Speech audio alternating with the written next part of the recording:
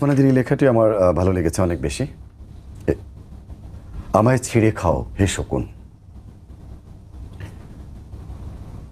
হে সীমান্তের শকুন, এক্ষুনি ছিঁড়ে খাও আমাকে।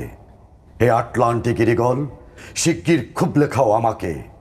হে বৈকাল হ্রদের বাজ, আঁচড়ে কামড়ে ছিন্ন ভিন্ন করো আমাকে। আমার রক্ত রসে শুধু অসহায়ত্ব আর অভাব। কাগজের কামলারা তারে আদর করে মুদ্রাস্ফীতি ডাকে।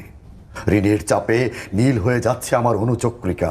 সংসার চালাতে অন্তরে হয় ইন্টারনাল ব্লিডিং।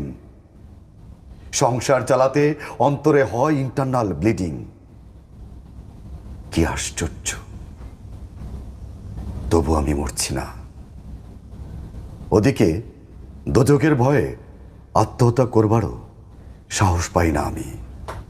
খোদাকে বললাম আমি মরতে চাই। তিনি বললেন, বেঁচে আছো কে বলল? সহস্রাব্দ উন্নয়নের সাক্ষী হিসেবে রাজা তোমাকে মমি করে রেখেছেন। বাজারে দীর্ঘশ্বাস ফেললে নাকি রাজ্যের ভীষণ বদনাম হয়। রাজারও মন খারাপ হয় খুব। কোতোয়ালরা ফরমান জারি করেছে আমাকে সারাক্ষণই হাসতে হবে, নইলে দেশি কুকুর ও বিদেশি মাগুরকে একবেলা ভালো মন্দ খাওয়ানো হবে আমার মাংস দিয়ে। নিত্যদিন ব্রয়লারের ভুঁড়ি নাকি ওদের ভাল লাগে না। অথবা আমাকে ভাগ দিয়ে বেচা হবে। মানুষের তো মানুষ খাওয়ার স্বাদ হতে পারে, তাই না? ভাগ্যিস তা বিদেশি সুপার শপে বিক্রি হবে না।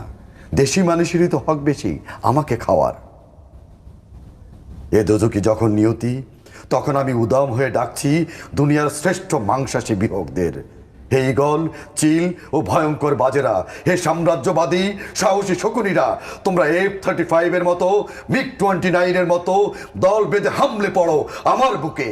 আমার রান, থান, চক্ষু, কলিজা আজ সব তোমাদের গনিমতের মাল।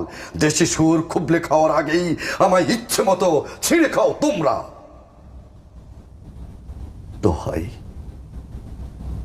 দোহাই, শুধু মস্তিষ্কটা খেও না আমার, তাহলে শীঘ্রই দাস হয়ে যাবে তোমরাও।